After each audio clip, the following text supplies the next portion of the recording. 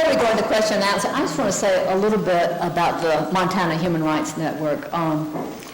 They had brought me here they got me up at 4 a.m. this morning to catch a plane from Portland and led me to think I was going to lose my life over Missoula, and sent me to 2 press interviews this afternoon and a potluck and a speech tonight, and more of the same tomorrow and more of the same the next day, and speeches on Saturday. And people said to me, why would you do such a thing, busy as you are? And I said, because I love those people. I just love those people. There are 2 groups in this country who are monitoring the right that I have the most tremendous admiration for. It's not to say I don't have admiration for the others, but these 2 are very, very high for me. One is the Center for Democratic Renewal in Atlanta, Georgia, which is an organization that used to be the anti-Klan network, and it's based in the most progressive thinking and staffed primarily by people of color, and has done just extraordinary work in that state and around the country. And the other one is the Montana Human Rights Network. I just think that the work that is done here has been done with such principle and such courage and such dignity and such carefulness. And so I would urge you to support it. Now, Ralph looked a little bit, his sights were a little lower than mine. He probably was asked to ask people for a membership. I won't ask you for more than a membership. I want you to pledge. I want you to start with $25, that's your membership. Then I want you to do a monthly pledge. It does not hurt. What if all the people, how many we got in the room? 50? 100? I can begin to say. Let's say it's 100, okay? So you start with $25 and you pledge $10 a month. So has anybody with mathematics here? How much is that a year? 120 a year plus 25, so that's 145 times 100. How much we get? How much? 14,500. 14,500, is that right? Can we do that? It wouldn't be bad for one evening, would it? Paul, what are you going to say? Keep the doors open for about 3 weeks. I like that. I like that a lot. It would run a special project. It would make sure that you had your newsletter and all of your reports every year. That kind of money would. So, before you leave, there's a little pledge card, and there's also a membership card inside your brochure. I hope that you will sign both and make that pledge. People, and another reason I ask you for that is, foundations are not going to save us. Foundations are stretched like this at this point. Ever since the social net has been dropped from beneath people, more and more and more people are going to foundations and asking for money, and it is harder and harder and harder for little groups like the Women's Project in Arkansas and the Montana Human Rights Project to survive, network to survive. So these organizations are going to live or die based on our constituency. The government is not going to fund them. The corporations are not going to fund them, and certainly corporations aren't going to fund them, and the foundations aren't going to fund them to do radical work, because those foundations are a little too close to corporations in some cases, and the few that are not are just this many. So I would ask you to put that in your heart and take out your checkbook and give the best you can for this. So what I like to do for these after the talk sessions is something closer to dialogue than question and answer or Q&A. I was in Seattle, Washington not too long ago, and they said, the Q&A group here? And I said, no, who's that? They said, Queer and Asian. Ain't that great? I just love that. People are so smart. So what that means then, instead of asking me a question or my answering every question, anybody in the room who wants to answer that question can.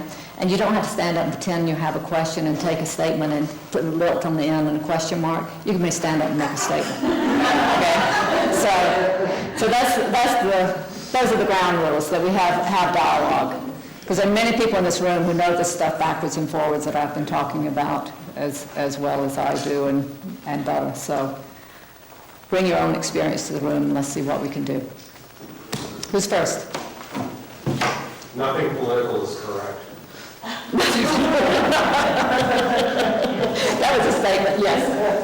And would you also say who you are, because I think one of the important things that we need to do is sort of make community by getting to know each other. So if you just say your name and... I'm John Garrity, and I'd like to make a statement. Okay. I'm not queer or Asian. My wife and I were married last summer, and on our honeymoon, we marched in the Pride Parade in Billings, carrying the Unitarian Church banner from Missoula. And the Unitarian Universalist Association nationally has 30 years of absolutely direct supportive statements from a religious, spiritual perspective and a social justice perspective to support of Pride in Montana Human Rights Network. And we're going to march in the Bozeman Parade, and the Sunday morning speaker is a Unitarian minister. The Unitarian Church has many openly gay and lesbian ordained ministers, ordained as such. And we welcome you. We're putting an ad in the Pride newsletter, if they accept it, which I brought some, that lists all 5 fellowships in Montana. We have all 5 authorized and said we support Pride in Montana. And you're welcome in all 5 of our fellowships in Billings, Bozeman, Helena, Kalispell, and Missoula. And you've been welcome for 30 years that these kinds of statements have been made. And we are the second smallest church in America, 200,000 members. The Quakers are smaller than we are. We're a peace church. We have no creed, but we have 7 beliefs here. It starts with inherent worth and dignity of every person. I brought some of these. This is a church plug, both for the fellowship I belong to, but also to make the point that patriotism has been given away to unpatriotic, narrow-minded bigots, and religion has been given away similarly. And I don't think we should do such. I grew up Irish Catholic in the social justice form of that Irish Catholicism, and I found Unitarianism a place to practice it. And I think that it's important for people to the Unitarian Fellowship. It's not both. And so I encourage you who are not churched to not give it away. You don't have to come and join our church or any church, but don't give it away to people that use religion that way, because I don't think it's meant to be used. Religion is a form of community, and community is a form of caring for one another. And I'd make another statement, just briefly, about this church. You notice we have Dorothy Day, the founder of the Catholic Workers Movement, and Gandhi and Martin Luther King. That's a drawing by a Catholic nun from Louisiana who worked with the poor all of her life, and minorities. It's a beautiful, beautiful portrait. This is University Congregational Church. You know it as Congregational. It's United Church of Christ is the national denomination. Not only have the Unitarians made these statements, but this is an open and affirming church which welcomes gay and lesbian people. It's officially so, one of a few hundred in the 6,500 congregational churches nationally. This is a church that's taken a public stand locally and is listed nationally. And they did this a few years back. And so you know why you're meeting in this church, and you know that the Unitarians and the Congregationalists support you. And thank you for letting me say that.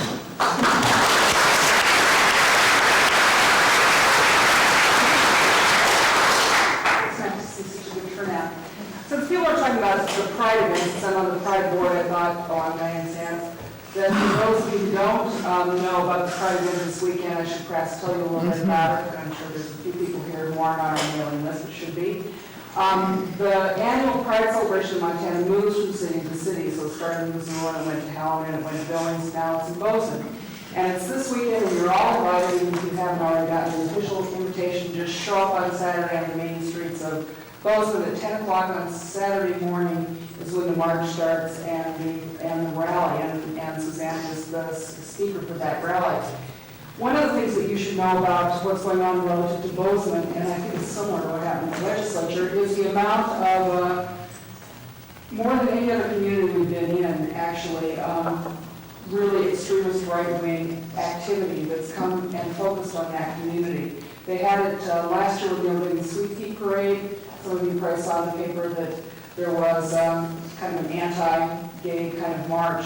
This time around, what's happened is that there have been several pieces of literature distributed, 2 already. One from the Ku Klux Klan in Montana, and it's the guy out of Billings who's known to Great Falls, who distributed a piece of literature in Bozeman that talks about how urging everyone to stay indoors because you can get AIDS from breathing the air and also spit on and get people AIDS. I think we, like lungs, I think we should have spitting on this.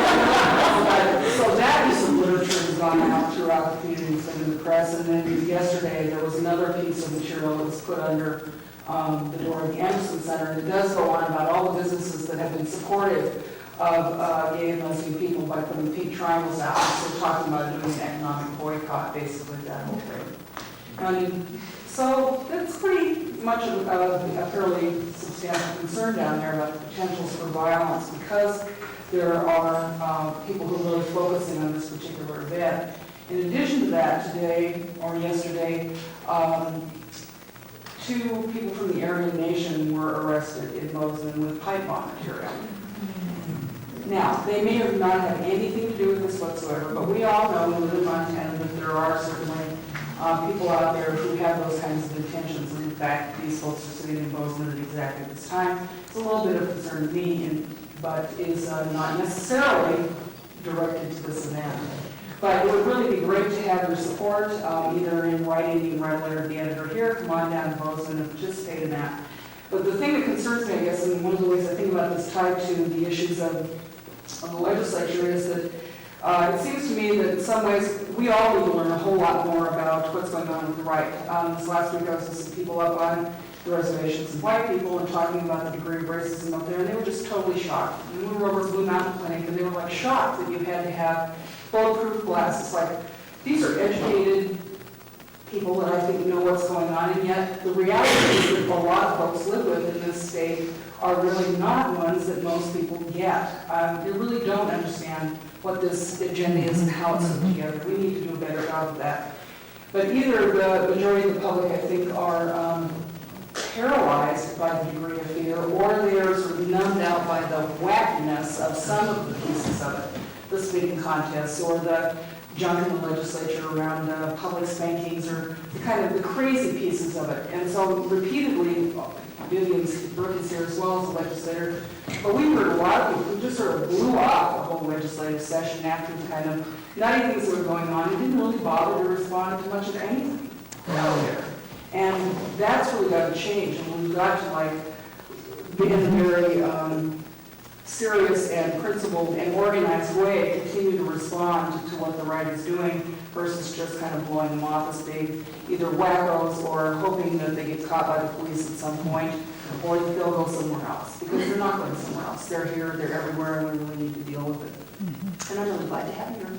Thanks, Anna. Welcome. Yes. My name is Doug Wright. I'm a retired federal employee, and I have actually gone to speak to the senator's office and told him that I was in favor of tax increases. You know, that I was crazy.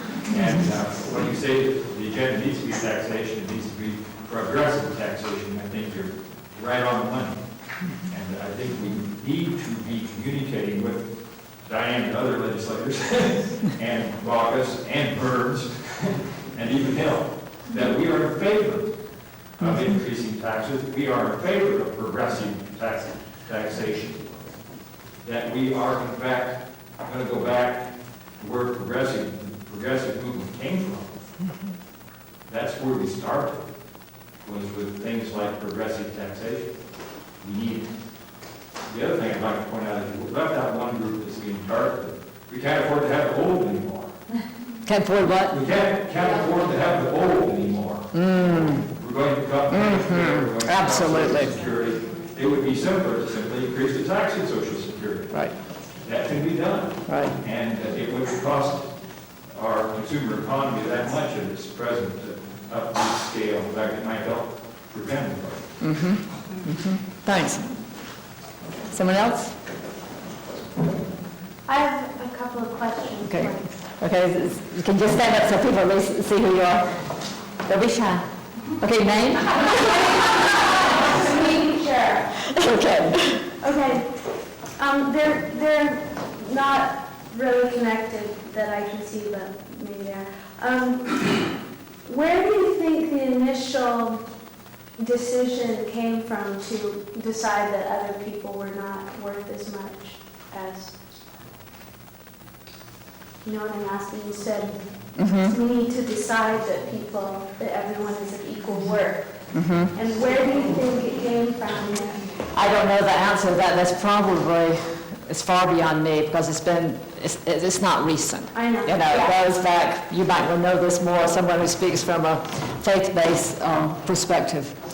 You know, some people would say that it came out of the first forces of evil and, you know, that kind of thing. But I think what we see as time goes on, you know, through history, and what we see now, is that you can have a period in which people support people in their best selves, you know, and they struggle for justice and they struggle for equality. And then you see periods in which people are systematically organized to lean toward whatever is worse in them. And I think that is when we have very, very terrible things that happen in human history. I think you see it internationally as well as what's going on here. Okay. So I don't, because someone else got an answer to that? I don't think there's a pinpoint in time where it started, I think, but Right, but I'm just wondering what kind of experience would lead, you know, would start that trend? Because I'm sure, I mean, I can't imagine that it's inherent in our, you know, as human beings that we have that. I have to make a comment on that. I think it goes way back into the ancient times.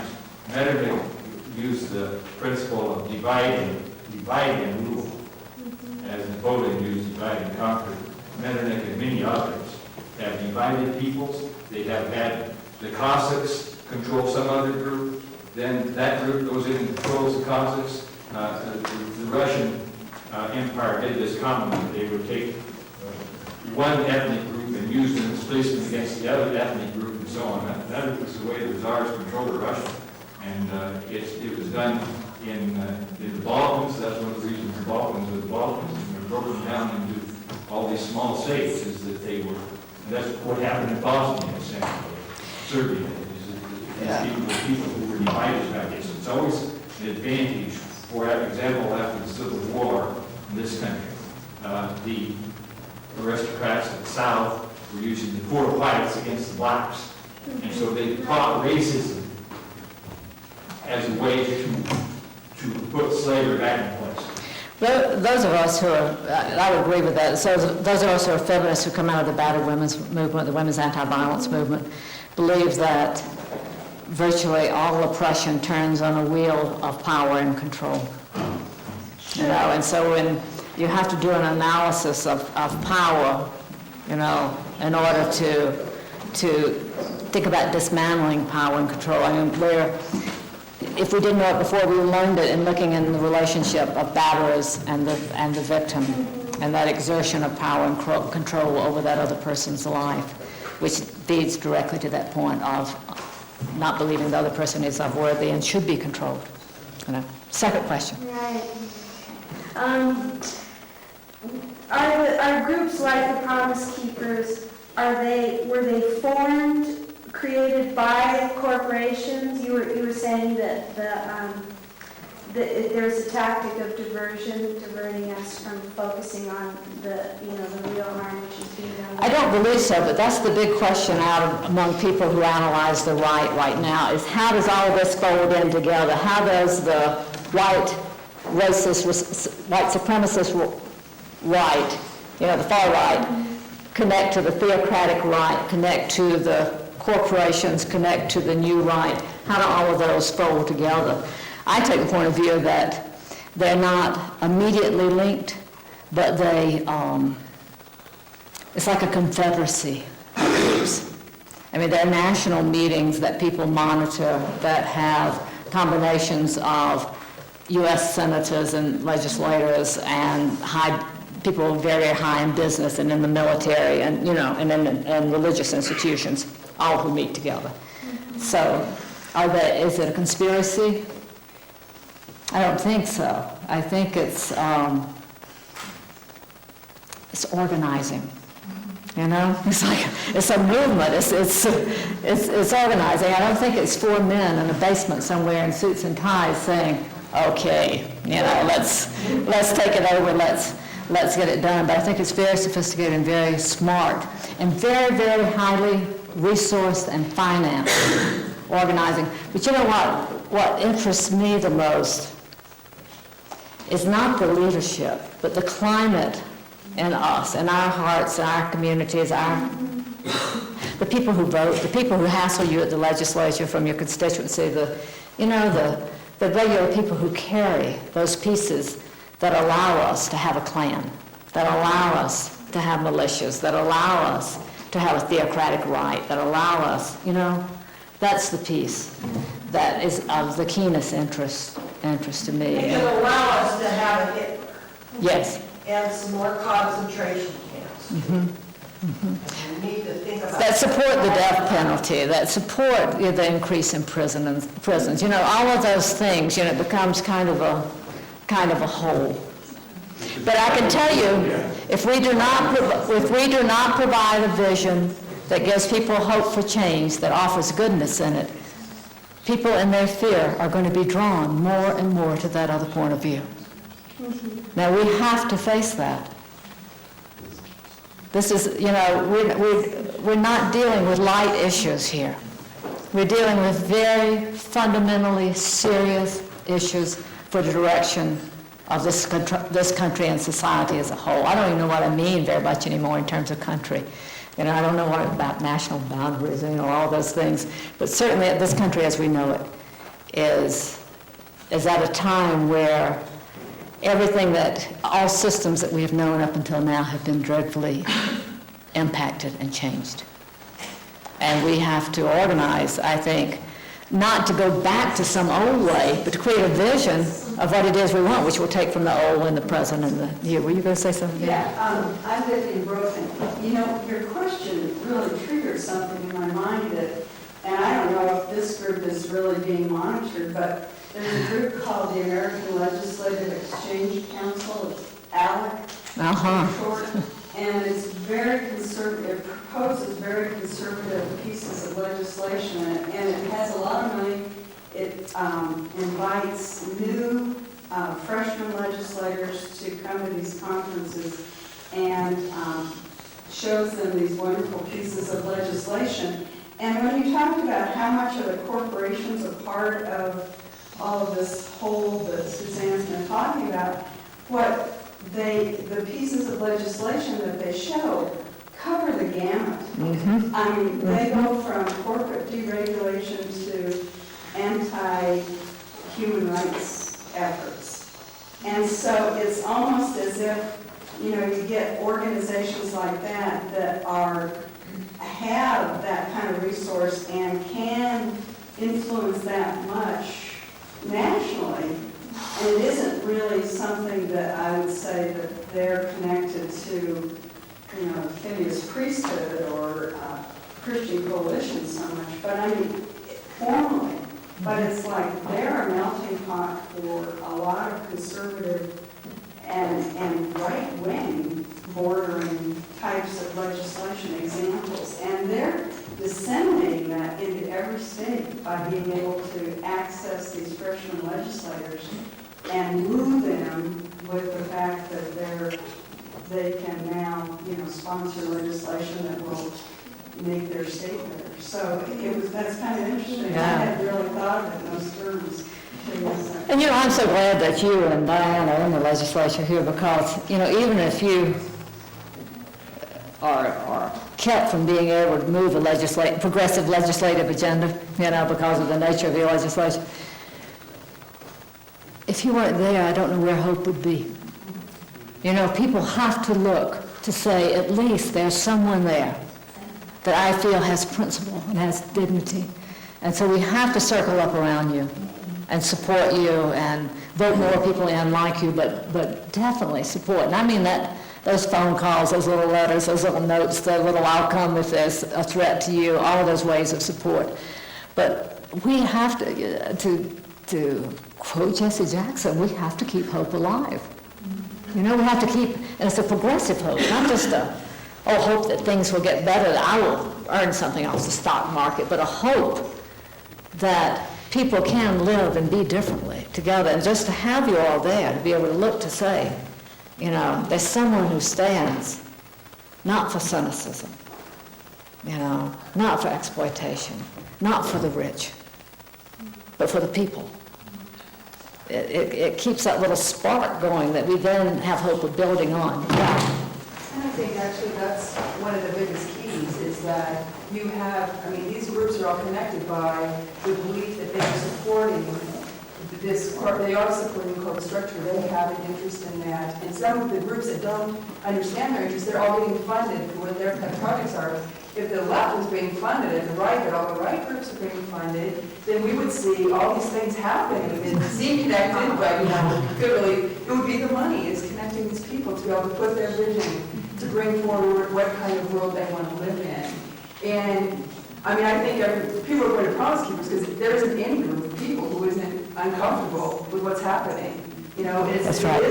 I'm uncomfortable. And it determines, are you going to do something about it, or are you going to attack someone else? And I think the scariest part about it is that democracy, the one way that we can all participate is being destroyed at the same time that everything else is. And I would like to encourage us to look at the vision that we do all have and just bring it together, because I think it does have a vision. I mean, I think it already, we know what it would feel like to live in a world that's comfortable for everybody to live in. Because we try and create that in our personal lives as much as we can. We try and create that all the time. And I guess I have an incredible sense of urgency because, when we all should. And I think that one of the keys is to remember that we need to bring those things we want to everybody, because people are suffering at a pretty incredible rate. And, we focus on the prisons and certain things, and there's a lot of us that can pretend it's not happening yet, too. And I don't know how to do that without making people afraid. And the only way... It's a very narrow line. I mean, it's a hard thing to say, okay, you have to act, but anyway, that's what I would encourage us to try and find that. I'm trying to find that balance. And what is your name? My name is Andrea Olson. Andrew. Okay. Anyway, I probably lost. Okay, I'm going to call on this man behind you in just a second. I just wanted to say one thing in response to that. One of the things I try to do in my personal life is to work on the hardest issues that I can, but to bring joy to that work. I feel like I spent a lot of years where I would have to say, why would anyone have wanted to join me? I was always tired. I was always, got to do, and sort of grinding along. And I don't think it presented a wholeness that would make people feel like, wow, that's the kind of life I'd like to live. There's a person who has joy, Here's a person who has pleasure, as well as looking at with very wide open eyes, very, very hard issues, and is willing to make sacrifices around those.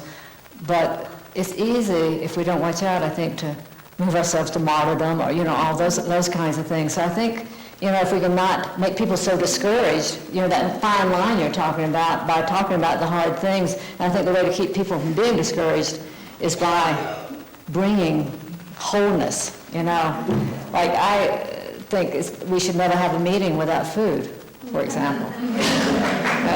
But I'm a Southerner, I would think that. But it's that kind of thing we should always try to figure out. Wear name tags, figure out who's in the room. And I'll tell you what I miss from the 60s more than anything else is music. I miss it so much. I think cultural work is our salvation.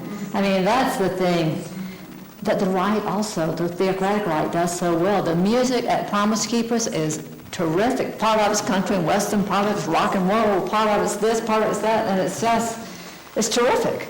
But I miss that music. I miss the sitting around fiddling. I miss the singing, the dancing, all that kind of stuff. And we can do that. There is no reason that we should not do it. So I think our theme in the middle of hard times still should be politics and fun. That we should bring that up. In the back, you had your hand up for a while. Yeah, my name is Terry Stella. Promise Keepers has come up a couple times since you spoke a few minutes ago.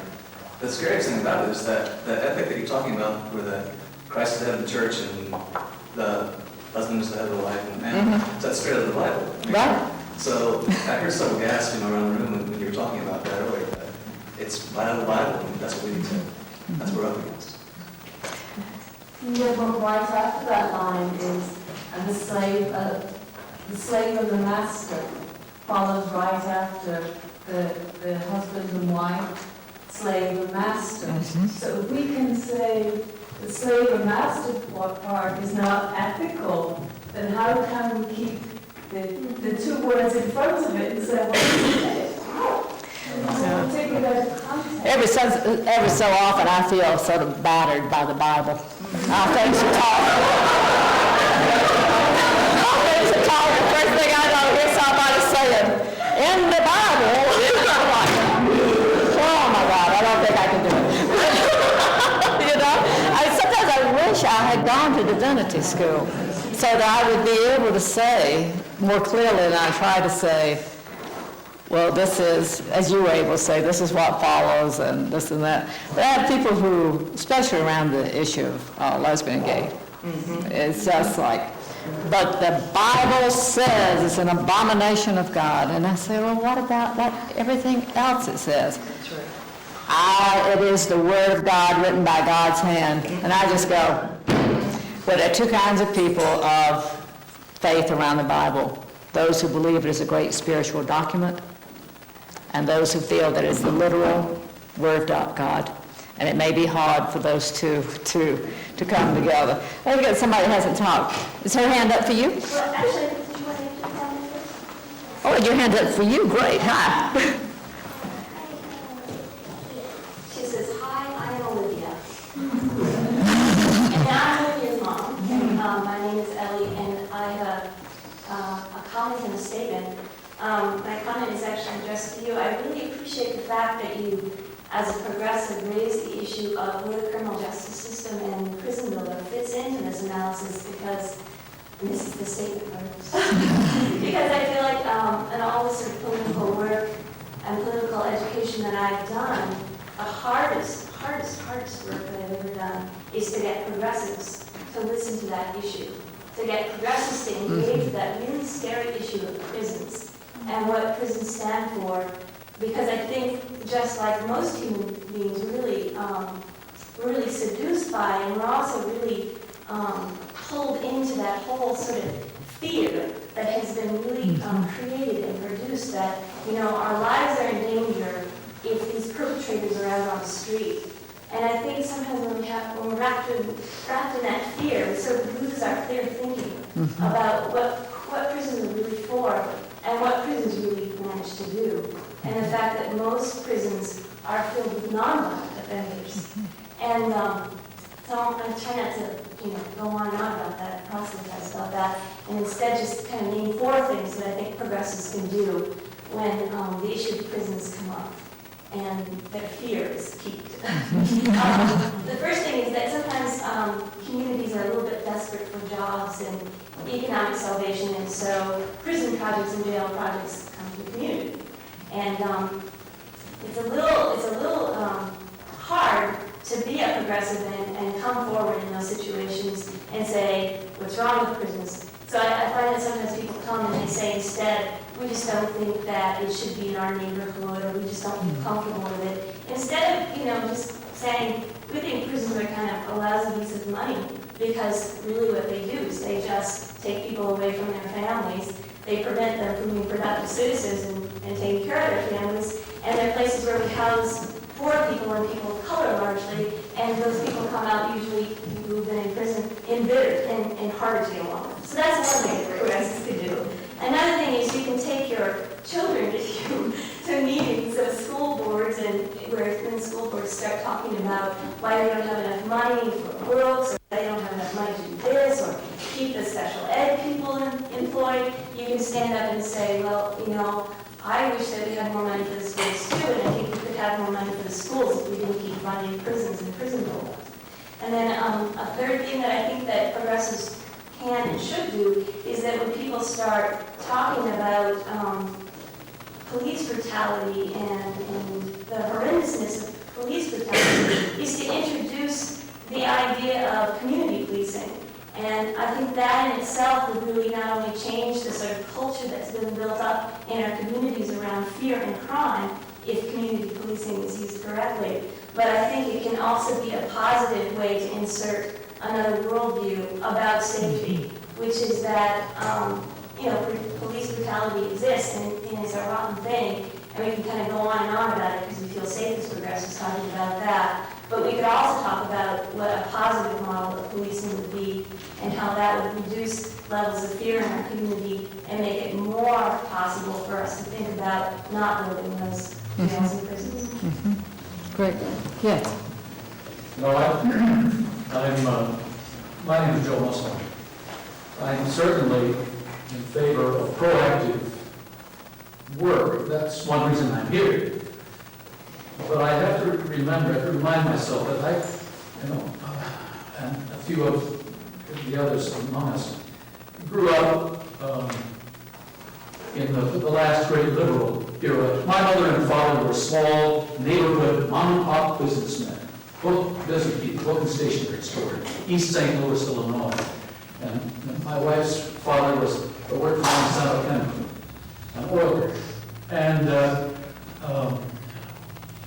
our parents railed at Roosevelt and mocked Eleanor, and well, it was funny, but they were the conservatives at the time. But during our youth, we had our best character defined for us by the negative character of the opponent. As a grade school child, I was handed some propaganda by the Nazi Party in America. It was tossed at me on the street. Mother went right to the FBI with it.